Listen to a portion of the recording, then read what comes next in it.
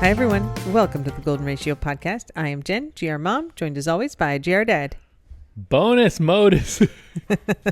This is this a super followers or everyone bonus pod? Everyone can have this questionable benefit of having my ramblings. You have called this podcast to order, so you are in charge of the agenda for it. That sounds fine. Great. However, chime in at your leisure. I know you have things to contribute also, and your big brain will just be popping away like popcorn, so chime in. Okay. All right, number one, garden update. The key lime tree continues to produce almost scary numbers of key limes. For something that is bush size, Yeah. I mean, it's probably 5 feet tall, 6 feet tall. It's not, I wouldn't really call it a tree if I saw it, 6 feet, yeah. but it makes key limes like nobody's business. This is like late harvest stuff. I went out yesterday and there was a key lime on the ground, so I bent down to pick it up to bring in the house, and then 3 more fell off, and I picked them up and I bumped it again, and then like 5 more fell off. So I was like, Don't bump it. I have 9 limes now. And we probably have 30 that we haven't processed, and that's on top of 100 others that we've processed over the season. I mean, it just keeps, every week it makes tons. So I'm so impressed with this local tree that like loves it in these weird conditions here, because it's been hot and dry. It is a key lime tree. It is kicking butt. And it's planted on a key. It is kicking butt. It is fairly bug resistant because we have bug problems. It is drought resistant because we have drought problems. It is heat resistant because we got heat problems. It just keeps making limes. It's like, forget about it. It's fine. I'm going to give you guys limes. You take good care of that tree, too. I do water it, and I love being the giver of life, the bringer of water to our plants. That's true. You spray it for bugs, though. I do, but not as aggressively because it has blossoms, right? Like I only use the bee-safe stuff. Yep. And because there are bees that pollinate it and stuff. So I can't be as aggressive with that one as I am with some of the non-blossoming trees. So I feel like it's a hardy little producer. Amazing. It's very fun. You're doing a good job. Also, bananas were good. I probably got like 30 of them. We had a whole handle of bananas. Literally a bunch. A bunch. That all kind of ripened quickly and then over-ripened relatively quickly. So I had like a 3-day window to eat as many as I could, and I probably ate about 10, but it seems like I left some on the table or, on the vine or on the bunch. There was only so much we could do. They've tasted banana-y, though. They were good. Yeah. I'm very pleased with my banana process. Good job. And then you can probably update about the pineapple. We have a number of pineapple plants, and in fact, you just brought down the 2 pineapple plants from Maryland that I had grown from pineapple seeds. Amazing. Growing pineapples from seeds is a challenge, which is why I did it. Like, they're the teeny tiny little black specks that you see in your pineapple chunks. I mean, they look like something from a bagel. They don't look like a seed. Yeah, like a poppy seed size. Real small. And if you want to grow them, you have to like wrap them in a paper towel and put it in a plastic bag and then wait like 6 months. And they maybe will start to sprout a little bit. They're absurd. And it's this small. How could this small thing ever grow into a big plant? It takes forever. And then you can like gently set them on some soil. And it takes a really long time. But I managed to turn 2 of those little seeds into actual plants, which were in our kitchen garden windows in Maryland. And you brought them down, I think, when you went to get the green bean. Isn't part of the process that you have them on wet paper towels? Wet paper You towels just said in that, a plastic right? bag. Yeah, for 6 months. I mean, it was inconceivable that would work ever. Yeah. But you have these 2 plants, and now I've brought them to a place that is conducive to pineapples instead of just Maryland, which is turns out real dry air and different sun conditions. Here they seem to like it. They're in the ground and doing well. They're making new little leaves.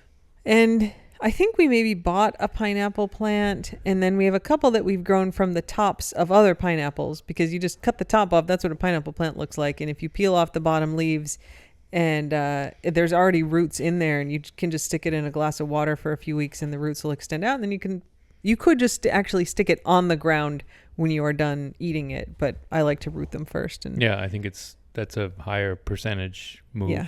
So, but we have a few plants out there now that are from the tops of other pineapples. And so one of them just produced a pineapple, and we ate it, and it was legitimately the best pineapple I've ever eaten in my entire life. Very intense flavor. Really good. Yeah, it was not the biggest pineapple ever. No. But it was the best pineapple ever. It was great. Yeah, really good.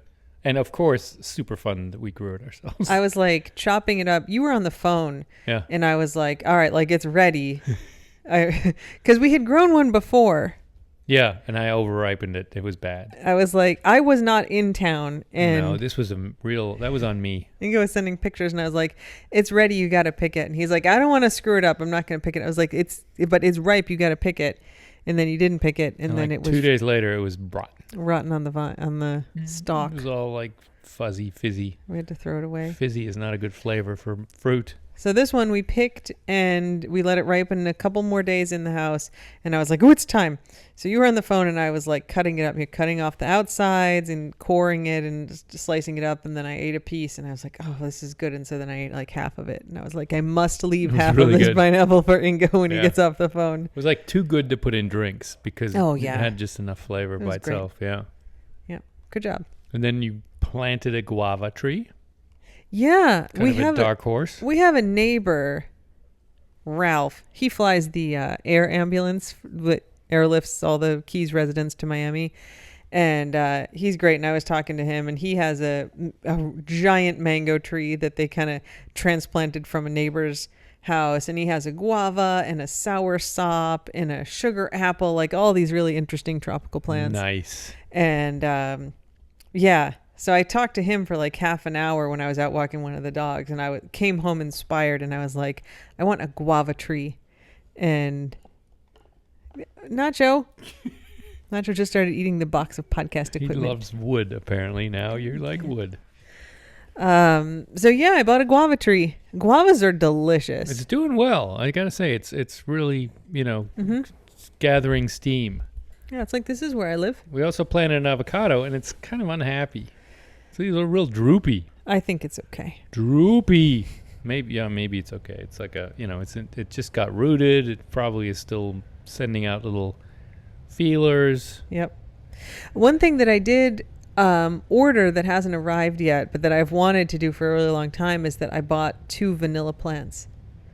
I think that's so cool. That's so exotic. It's so cool. Wars fought over this. I think wars were fought over this. Like, we're in the, it's just kind of the southern edge of the continent that is conducive to growing vanilla outdoors year round. And it's an orchid. Vanilla plants are actually a variety of orchids, though they're climbing vines. And you can have just one because they'll self-pollinate, but you get a much better production if you have 2. Everything's better with a friend. So I bought 2. I may keep them on the porch in pots, so outside, so we can bring them in if there's a hurricane, but sure, not plant them in the ground. Or lizards, or who knows what eats vanilla. Or I dogs. love vanilla. I love vanilla too. Vanilla beans, it's one of those things where vanilla beans are ridiculously expensive. It's like $30 for a bean at the store. Sure. And not that I use it for that much. No, they have that extract, the juice. Yeah, I mean, I could make my own extract, but I like putting vanilla beans in stuff. Like putting the seeds in there, the little like black specks. One of the most exotic things So I can think good. of is to grow vanilla. I mean, maybe saffron would be more epic. Yeah. But vanilla is right up there with, things I see in the store but don't actually consider growing them because surely they're secret. I'm very excited. I've wanted to do it like since we bought the house, and I finally this week was just like, I'm doing it. I'm buying the vanilla plants. Are they on fast growing trees? They were from Fast Growing Get Trees. out. Yep. That's hilarious. Fast Growing Trees. We've bought a lot of trees from Fast Growing From Trees. all growing zones in all our hemispheres. Yeah, Maryland. We have a lot of their trees in our Maryland house. But yeah, a lot of the trees. Starting with apple trees. They were fast growing. The apples, the pears. Yeah. My giant pine spite trees. What are those things called? Green arborvitaes. Green giant arborvitaes. Green giant, yes. I think the cherry tree in the front yard is from Fast Growing Trees. Could be. Yeah. Weeping cherry, yes. Yep. So yeah, So vanilla coming. They were sort of expensive plants, but they're going to bring me a lot of joy. Well, they're expensive beans. Mm-hmm. We can If I make get all like that back. 6 beans, I'll have made it back. So If we sell that stuff to Whole Food, we can make a ton of money. yeah. Yeah, and then the avocado plant, of course. I just said that. Mm-hmm. I don't have any pepper plants right now, but those things grow like crazy. I Bingo think loves growing peppers. pepper plants seem like they're the most forgiving of plants. Yeah. They grow in shade and sun. You know, you got to keep them somewhat watered, but not like crazy watered. I think they repel bugs with their capsaicin. They seem very hardy and very like prolific little things. Yeah, the ones that we had for quite a while. I mean, you absolutely take care of them. Got some weird kind of white stuff growing on them. Yeah, but I sprayed it and it was fine. But by then it was, the peppers were all a little wilty. Yeah, it's time for new ones. Get some jalapenos next time because we use a lot of that. Peppers, if you want like a plant, an herb that is fairly easy to grow. It's not an herb. Fruit. It's a vegetable. Yeah, I mean, it's easier than tomatoes. It's easier than carrots. We've had some real fails with carrots. Carrots are, yeah. We have weird soil here. I mean, we have real Even challenges. in Maryland, it's been real hit or miss with the carrots. You gotta, I think, pretty aggressively thin and tend to them because they're tiny little seeds. I think carrots you can buy on paper strips. Like a coil of like a paper strip, and it's got the seeds in it, and then you just plant the whole strip. There's some plants like that. I've tried my mom that doing. though. I tried that in Virginia, and it was. All right, but you refused to thin your carrots in Virginia. Know, my babies, I'd come back and I'd look at his garden, and there'd be like 30 carrots in like a 1-inch square space, and I'd be like, you have to pill all of those except for one. I am the opposite of what needs to be done on that one. Like aggressively take out everything that is not the strongest, and I'd be like, but they have a chance, and you never know how it's going to develop. And then they all die. Yeah, then they all die. Yeah. But at least it wasn't me. It was God. It was nature that's ruined It was your them. inaction. It was nature. Murdered your carrots. No, I think a bunny should have come in and eaten some for me. All right, what else? It's his own floof. Nacho's got a He's mouth eating thing his own going on. floof. It's floof. Right, you know what? Enjoy that nacho. You weirdo. What else? What else? Hang on. My hero of the week Oh, yeah. is Simone Biles. Oh, she's great, and she just got the Presidential Medal of Freedom. Yes, but I give her credit not only for being an awesome athlete, which is freaking amazing. She is. But also, like, figuring herself out, speaking out against the sexual abuse in the system, not pushing herself beyond reasonable limits in the last Olympics. I mean, she really seems to be coming into her own as a person, despite all the pressures and despite all the naysayers and despite all the freaking online crap I'm sure she gets. Yeah. So good for her, man. She is strong above and beyond her inches. Good job, Simone Biles. Yeah, good job. That's my hero of the week. Good. That's a regular segment on the Patreon bonus pod. Yeah, I just Nico's think hero. she's awesome. You got a lot of content here. Well, look, you I'm put me in impressed. charge. What am I going to do? Wilt and die and cry? Yeah, I mean, yeah, that's what I expected. No. No, I got a lot that I've written down here. A lot. Yeah. I'm learning about dew point. Yeah. This is all boring for a regular, This is a bonus It has pod. nothing to do with dogs, but dew point. Dew point. Which is more Canadian, I think, than American. Not but true. Really? I mean, the dew point is literally the thing I look at every day after temperature. Right. It's compared to humidity, right? It's a refinement of the humidity index. Yeah. And I know it only because I know it's a thing only because there was some 8-bit text-based video game that I played. This I don't may know have been the story. on the Commodore 64. Maybe it was an early video game, like not video game, but online game. But it was Lemonade Stand. I played that game. That was a great game. But it had dew point as a data point. Like when the dew point was really high, you needed to buy more lemons because you were going to sell more lemonade. That If was the such a good game. Dew point was low. You had to you wouldn't want to overinvest because you have lemonade left over. Yeah.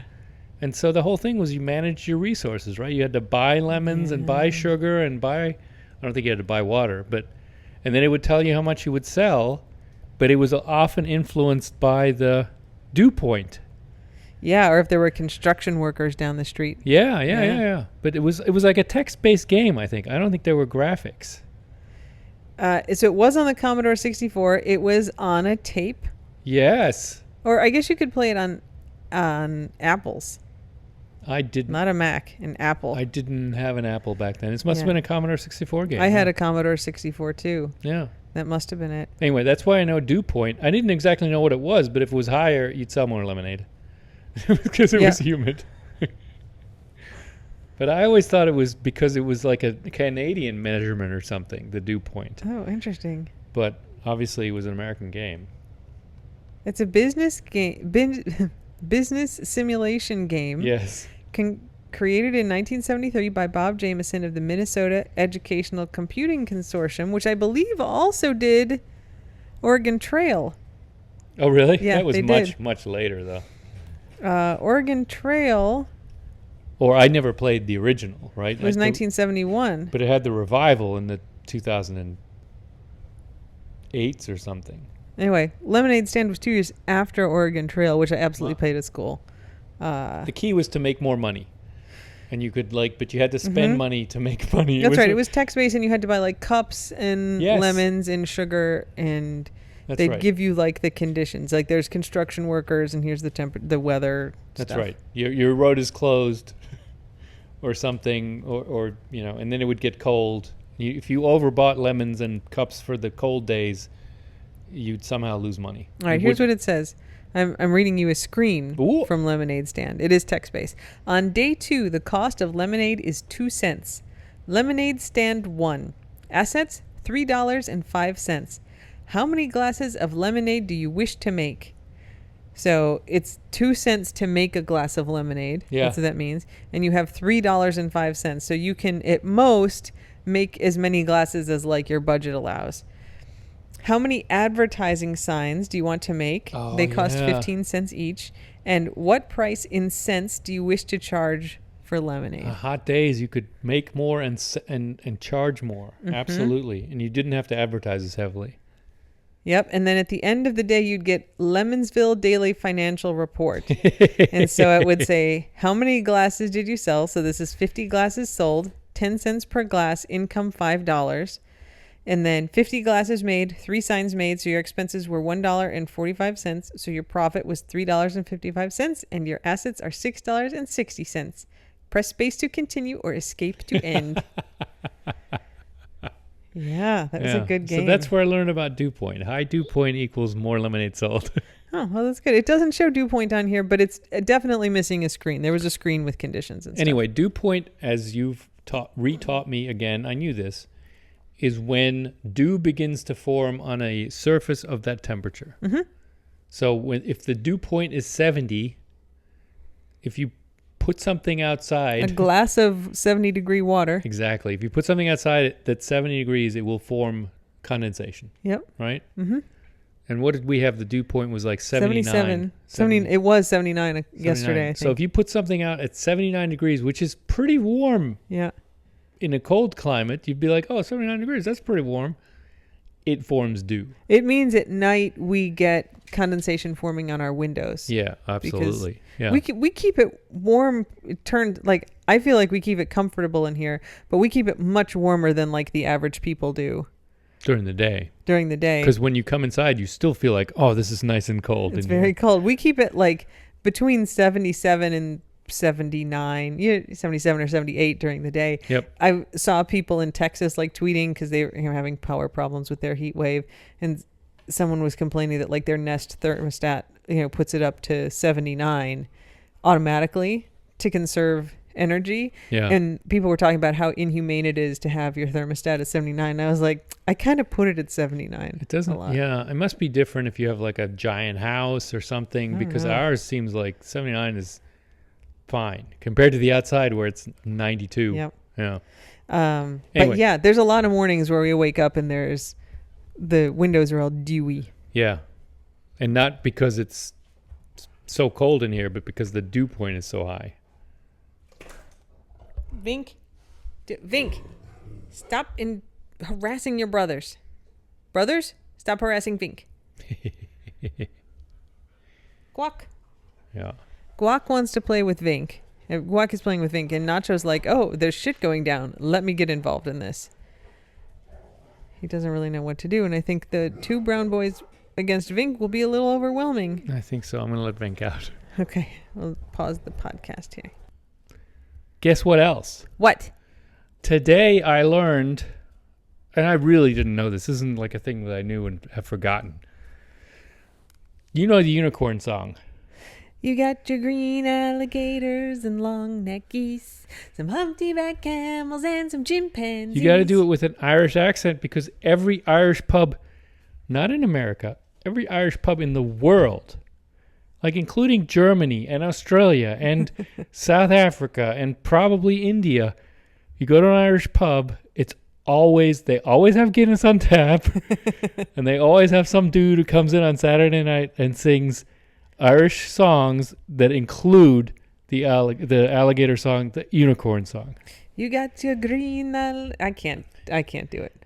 And long neck geese, humpty-back camels, and your chimpanzees. Sounds pretty much like what I did the first time. Well, you can't overdo it on these. It was Shel Silverstein. He's American. He didn't pick songs. He didn't pick words that would be Irish. We were listening to the X, and the sound man from hell, who was drunk and often is. Thank goodness some things stay the same in the keys.